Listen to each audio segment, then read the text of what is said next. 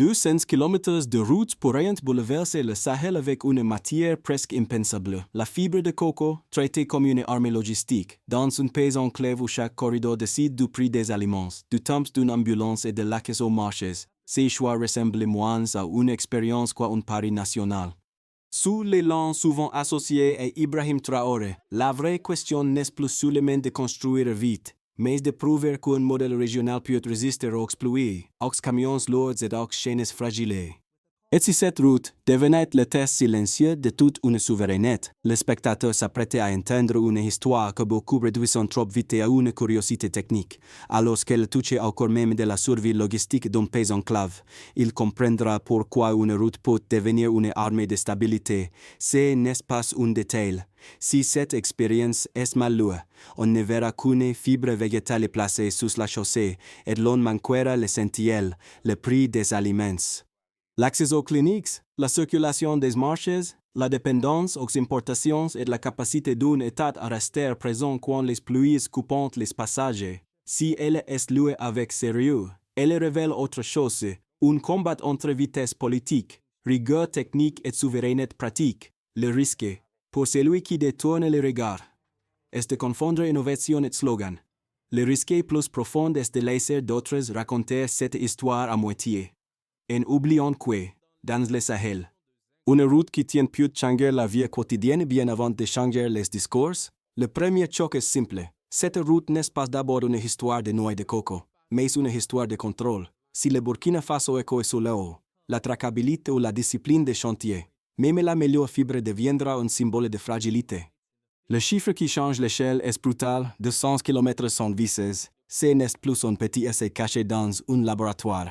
C'est une promesse posée sur des corridors qui transportent nourriture, carburant, médicaments et matériaux. Dans un état sahélien enclave, la route commence là où la dépendance devient visible. Quand une piste se fissure sous la chaleur, se creuse sous les camions ou se noie pendant la saison des pluies, ce ne sont pas seulement des pneus qui ralentissent. Ce sont des marchés qui se fragmentent. Ce sont des prix qui montent. Ce sont des ambulances qui arrivent trop tard. C'est dans ces décors que la fibre de coco entre en scène comme un maillage naturel place dans la base routière, pour aider les sols latéritiques à tenir leur forme et à résister aux onnières. L'idée paraît étrange, parce que le pays ne produit pas la noix de coco à grande échelle. Pourtant, elle devient compréhensible lorsque l'on regarde la logique, réduire les intrants imports, renforcer les couches internes et construire un standard que le pays peut maintenir. Beaucoup d'observateurs relient cet élan d'autonomie à l'atmosphère politique souvent associée à Ibrahim Traoré, non comme un ordre direct, mais comme une humeur nationale favorable aux solutions soutenables. Les premiers touches ne sont pas les ministères. Ce sont les habitants des zones coupées, les commerçants qui attendent les camions, les familles qui dépendent d'un seul passage vers une clinique. Voilà pourquoi cette expérience dépasse les matériaux.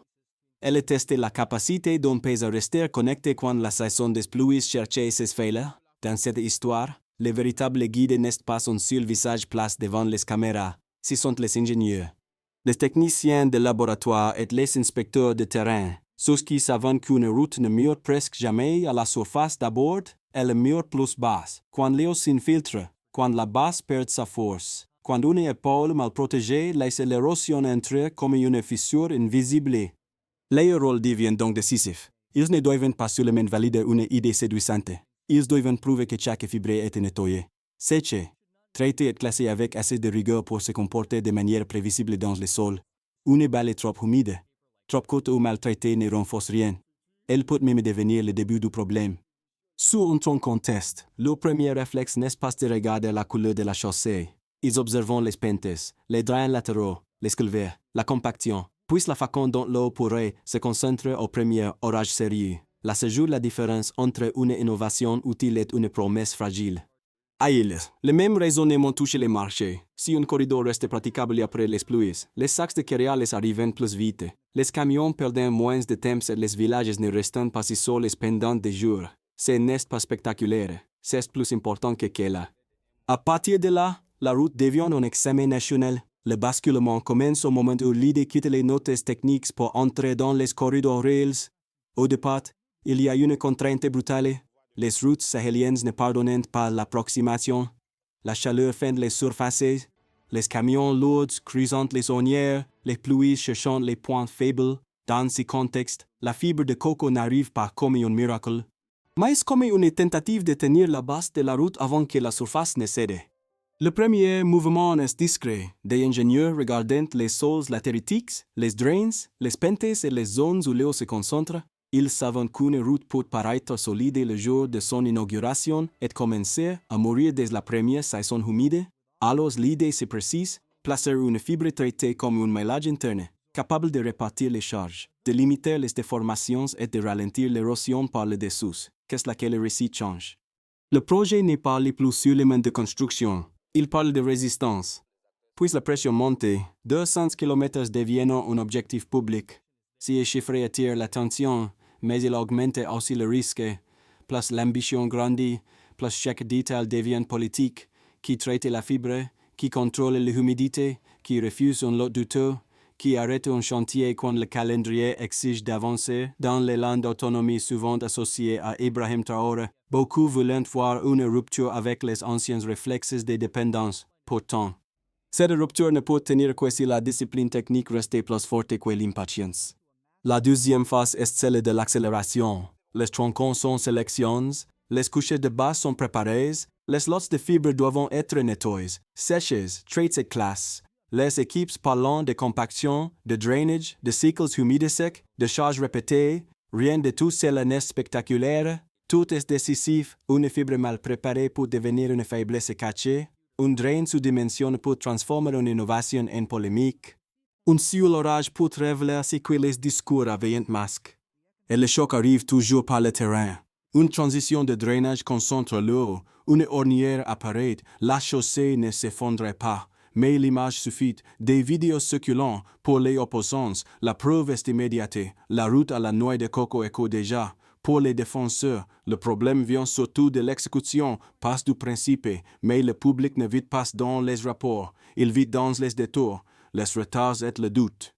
La troisième phase commence alors, plus lente et plus lourde, le projet doit survivre à sa première blessure visible. Les autorités techniques doivent choisir entre accélérer pour protéger les symboles ou ralentir pour protéger la crédibilité.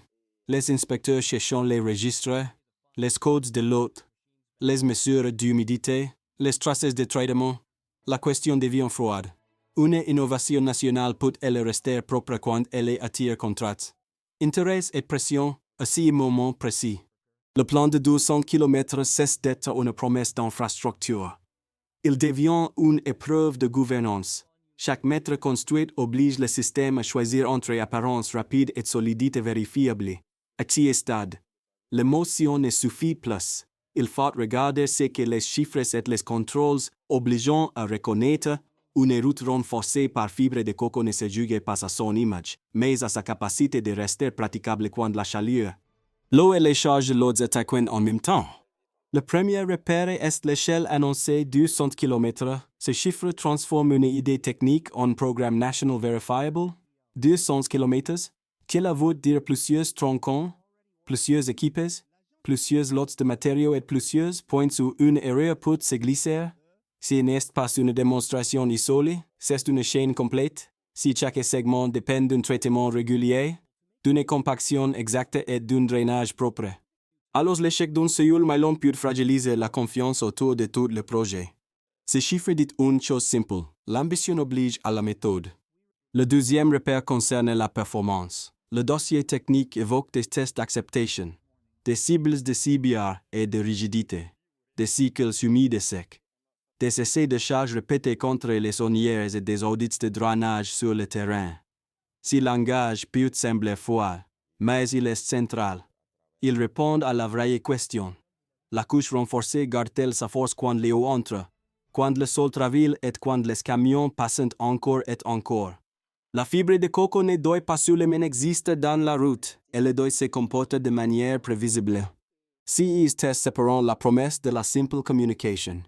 Le troisième repère est la traçabilité. Chaque balai de fibre livrée doit pouvoir être relié à un temps de traitement, à des mesures d'humidité et à des résultats de classement.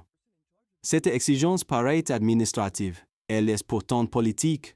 Si une section se déforme après son orage, les inspecteurs doivent pouvoir remonter vers le lot installé, le dépôt concerne, le registre de traitement et les conditions de séchage. Sans cela, la discussion se transforme en accusation publique.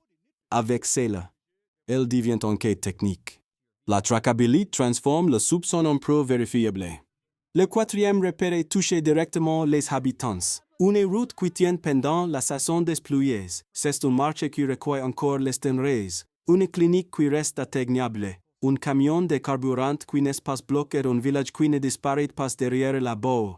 À l'inverse, un drain faible ou une couche mal compactée peut provoquer des retards, des détours, des hausses de prix et une perte de confiance. Le chiffre de 200 km devient alors humain. Il ne mesure pas seulement une distance, il mesure des liens maintenus. C'est pourquoi cette partie du dossier pèse lourd. Le Burkina Faso ne cherche pas seulement à remplacer un matériau importé par une fibre régionale. Il cherche à prouver qu'un standard plus sobre peut survivre aux conditions sahéliennes.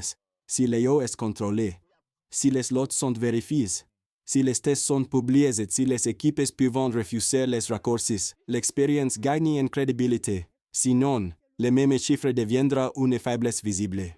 200 km pouvant être une avancée, ils peuvent aussi devenir 200 km de doute. Il existe pourtant une objection sérieuse, et elle ne doit pas être balayée. Certains regardent cette route renforcée par fibre de coco et disent que le risque est évident. Une fibre naturelle peut varier, absorber l'humidité, se dégrader ou être mal utilisée. Leur inquiétude n'est pas absurde. Une route n'est pas un symbole décoratif. Si elle est quede, elle peut retarder une ambulance. Bloquer des vives, provoquer des accidents et transformer une promesse nationale en colère locale. Leur premier argument est donc simple: le Burkina Faso ne devrait pas transformer une idée encore sensible en programme de 200 km avant d'avoir prouvé sa résistance sous les pluies. Les charges répétées et la fatigue du terrain. Cet argument mérite d'être entendu, car le Sahel n'offre aucun pardon technique, mais il devient incomplet lorsqu'il suppose que le problème vient automatiquement de la fibre. Le dossier montre au contraire que la fibre traitée n'est qu'un élément d'un système plus large. Drainage, compaction, humidité contrôlée, cycles humides et secs, test de rigidité et audit sur le terrain. Si l'eau est mal guidée, n'importe quelle route peut se dégrader. Si le lot est mal vérifié, n'importe quel matériau peut devenir dangereux. Le deuxième argument est plus politique. Certains craignent que l'élan national, souvent lié à l'atmosphère de souveraineté associée à Ibrahim Traoré, pousse les chantiers à aller plus vite que les contrôler. Là encore, la crainte est légitime. La vitesse peut séduire. Les inaugurations peuvent masquer les failles. Un calendrier presse peut transformer un inspecteur prudent en obstacle gênant. Mais cette critique révèle surtout la vraie condition du succès. Le projet ne doit pas demander au public de croire, il doit lui permettre de vérifier codes de lots, mesures d'humidité, registres de traitement, tests publiés, contrôle indépendant et droit réel de refuser une section faible. Voilà ce qui sépare une innovation sérieuse d'un slogan. Quand les deux camps sont placés sur la table, l'image devient plus nette. La fibre de coco n'est ni une magie, ni une erreur par nature. Elle devient crédible seulement si la gouvernance est plus solide que la pression d'aller vite, puis la faille change de nom. À mi-chemin, le récit cesse d'opposer les partisans de la fibre et ceux qui s'en méfient. Une inspection interne fait apparaître en détail plus inquiétant sur un segment marqué par des ornières. Les codes de certaines balaises ne correspondent pas clairement au registre de traitement. La fibre n'est plus seulement un matériau, elle devient une question de chaîne de custodie, de dépôt, de séchage, de transport et d'autorité technique. C'est ici que les paris associés à l'élan d'autonomie autour d'Ibrahim Traoré prennent une profondeur nouvelle. Si un lot non vérifié peut entrer dans un corridor national, le danger ne vient pas seulement de la pluie, il vient de la faiblesse humaine autour du chantier. Un registre incomplet, une mesure d'humidité absente, un transfert mal noté. Chacun de ces détails peut transformer 20 mètres fragiles en crise de confiance. Et à partir de ce moment, le débat change de niveau. La question n'est plus, la noix de coco peut-elle renforcer une route? La question devient, le système peut-il empêcher qu'une mauvaise fibre se cache sous une bonne promesse? Après la révélation du milieu, les conséquences qui tentent les registres et descendant dans la vie réelle. Une route renforcée ne va pas par l'idée qu'elle affiche, mais par ce qu'elle permet quand les pluies arrivent. Quand les camions avancent et quand un village attend encore d'être relié, c'est là que le plan prend son poids humain. Pour l'État, l'enjeu devient d'abord une question d'autorité. Si les corridors tiennent, le pouvoir public montre qu'il peut organiser une solution adaptée au terrain avec des standards, des audits et une chaîne de traçabilité lisible. Si un tronçon cède parce qu'une lot a été mal vérifié ou qu'un drainage a été négligé, la confiance se fissure plus vite que la chaussée. Dans le land de souveraineté souvent associé à Ibrahim Traoré, cette différence est décisive. Gouverner ne consiste pas seulement à annoncer 200 km, mais à protéger chaque kilomètre contre les raccourcis. Pour les entreprises, l'effet se mesure dans les délais, les coûts et la prévisibilité. Une route praticable réduit les ruptures de livraison, facilite l'arrivée des matériaux, stabilise les flux de céréales, de carburant et de marchandises. Les commerçants ne gagnent pas seulement du temps, ils gagnent la possibilité de planifier. À l'inverse, une ornière profonde près d'un point de drainage peut suffire à ralentir un camion, à déplacer un marché et à renchérir tout ce qui dépend du transport. Même les petits ateliers, les dépôts et les transporteurs locaux ressentent cette différence, parce qu'une journée perdue sur une piste abîmée peut effacer une marge déjà fragile. Pour les habitants, la conséquence est plus directe encore. Une route qui reste ouverte pendant la saison des pluies peut décider si une mère atteint une clinique. Si un producteur vend sa récolte avant qu'elle ne se perde, si un village reste présent dans la carte économique du pays, quand le passage se ferme, l'isolement n'est pas une abstraction, il devient atteinte, fatigue, prix plus élevés et sentiment d'abandon. Pour la région, le projet ouvre un autre calcul. Les pays côtiers producteurs de coco peuvent voir dans les fibres et les coques une nouvelle valeur. Les voisins sahéliens observent une méthode qui combine sols locaux, renforcement biologique, drainage strict et dépendance réduite aux intrants importés. Si le modèle fonctionne, il peut devenir une référence. S'il échoue, il deviendra un avertissement répété dans chaque débat d'infrastructure. Dans les deux cas, le Burkina Faso ne construit pas seulement pour lui-même. Il teste un langage technique que d'autres pays pourraient reprendre ou refuser. Ainsi, les conséquences ne restent pas enfermées sous la chaussée. Elles touchent l'État, les marchés, les familles et les équilibres régionaux. Ces projets ne demandent donc pas seulement de croire à une innovation. Ils demandent de vérifier si un pays peut transformer une matière modeste en stabilité concrète. À partir de là, trois chemins deviennent possibles, et aucun ne peut être compris comme une certitude. Le plus probable est un scénario de consolidation prudente. Le programme continue. Mais moins vite que les slogans ne le voudraient. Les tronçons les plus exposés à l'eau sont contrôlés plus souvent, les lots de fibres sont suivis de plus près, et les équipes techniques gagnent un pouvoir réel pour ralentir un chantier lorsqu'un point faible apparaît. Ce chemin n'offre pas une victoire spectaculaire. Il offre quelque chose de plus utile, des routes qui progressent, des erreurs corrigées, une confiance reconstruite par preuves successives. Dans le meilleur cas, l'expérience devient un standard sahélien crédible. Les tests de charge, les cycles humides secs et les audits de drainage montrant que les segments bien construits résistent mieux aux premières saisons critiques, les dépôts de traitement deviennent plus disciplines, les codes de lots suivant réellement chaque balai jusqu'au chantier. Les pays côtiers trouvant une valeur nouvelle pour les coques et les fibres de coco. Tandis que les voisins sahéliens observent une méthode capable de réduire la dépendance aux intrants importés, ce scénario ne suppose pas que tout devient facile. Il suppose seulement que la rigueur gagne assez souvent contre l'improvisation pour transformer l'essai en modèle. Le pire scénario est plus silencieux au début. La pression du calendrier revient. Certains contrôles sont traités comme des formalités. Des fibres insuffisamment séchées passant dans la chaîne. Des drains restant sous dimension. Et quelques sections fragiles sont inaugurées avant d'être vraiment éprouvées. Puis la pluie fait ce que la pluie fait toujours. Elle cherche la faille. Si plusieurs tronçons se dégradent dans la même saison, l'image du programme peut basculer d'un coup. Les critiques n'auront plus besoin d'expliquer, les images parleront pour eux. Le vrai enjeu n'est donc pas de deviner quel scénario triomphera, il est de comprendre que chacun dépend d'un choix répété, respecter la méthode ou céder à la vitesse. Une route sahélienne ne se sauve pas par un discours, mais par une discipline quotidienne.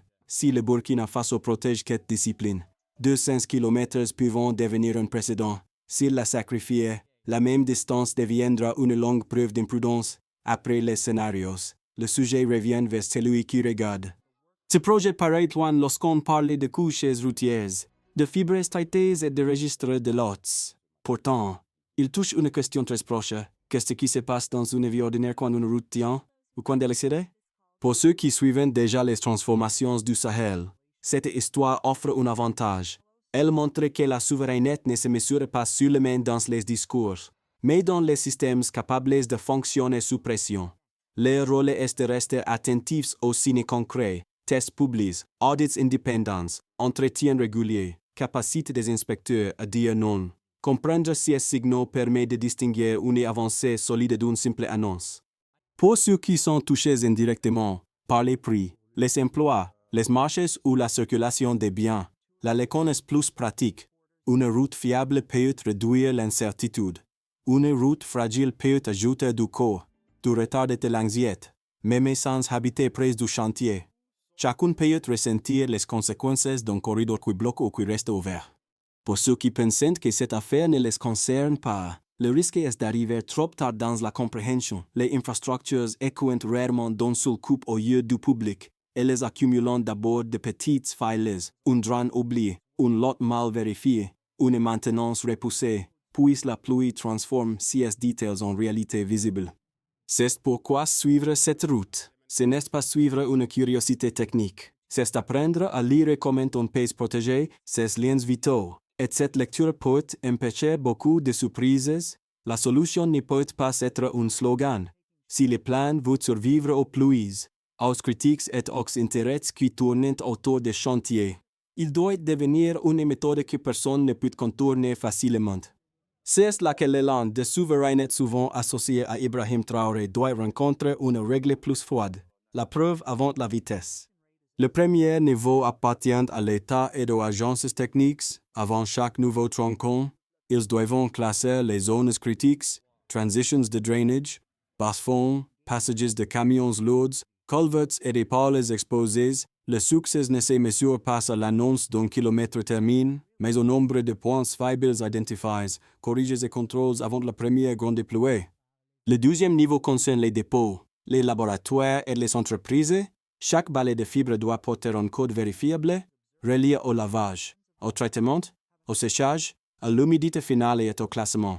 Les entrepreneurs ne devraient pas seulement livrer une route, ils devraient livrer une chaîne de preuves. Si une lot n'est pas complète, ils attendent. Si une mesure manque, le chantier s'arrête. Le troisième niveau touche les communautés et les usagers, les habitants. Les transporteurs et les commerçants doivent pouvoir signaler rapidement une ornière, une drambouche ou une épaule qui s'effondre. Une alerte précoce coûte moins cher qu'une reconstruction tardive. Elle protège aussi la confiance publique. Enfin, la coopération régionale doit rester pratique. Les pays côtiers peuvent fournir la fibre, mais seulement si les standards sont partagés et vérifiables. Une route durable ne dépend donc pas d'une matière miracle, elle dépend d'un système qui contrôle l'eau. Vérifier les lots, publier les résultats et accepter de ralentir quand la solidité l'exige. À la fin, il faut revenir à l'image la plus simple, une route qui reste ouverte quand la pluie tombe. Pas une maquette, pas une annonce, pas une cérémonie. Une route assez solide pour laisser passer un camion de vivres, une ambulance, un marchand, une famille. Depuis le début, cette histoire traverse une idée étrange. Presque impossible à croire, utiliser la fibre de coco pour renforcer des corridors sahéliens. Puis elle a révélé autre chose. Le vrai sujet n'était jamais seulement le matériau. Qu'était la capacité d'un pays à contrôler ses propres files, à vérifier ses promesses, à refuser les raccourcis quand la pression devient forte. Dans l'élan souvent associé à Ibrahim Traoré, beaucoup voyaient une volonté de sortir de la dépendance. Mais la souveraineté la plus concrète ne se proclame pas. Elle se compacte, se draine, se mesure, se maintient. Elle apparaît quand un village n'est plus coupé après l'orage, quand un marché reste vivante, quand une clinique demeure accessible. Voilà pourquoi ces 200 km portant plus qu'une innovation, ils portent une question de dignité. Le Burkina Faso ne teste pas seulement une route. Il teste la discipline nécessaire pour tenir debout. Cette histoire mérite d'être retenue. Ce n'est pas parce qu'elle paraît étrange. C'est parce qu'elle oblige à regarder la route comme un test de vérité. Une fibre de coco ne sauvera rien si les drains sont faibles, si les lots sont flous, si les contrôles cédent devant l'urgence. Mais une méthode rigoureuse peut transformer une matière modeste en outil de stabilité. Le Burkina Faso se trouve donc devant une question simple et lourde. Faut-il seulement annoncer 200 km ou veut-il prouver que chaque kilomètre peut survivre à la saison des pluies? La réponse ne viendra pas des discours. Elle viendra des registres, des essais, des inspections, de la maintenance et des villages qui resteront relais quand l'eau montera. Si cette analyse vous a aidé à voir au-delà du symbole, gardez une idée en tête, la vraie innovation n'est jamais seulement ce qu'on construit, c'est la discipline qui empêche l'ouvrage de trahir ceux qui sont indépendants, et dans le Sahel, cette discipline peut valoir une souveraineté entière.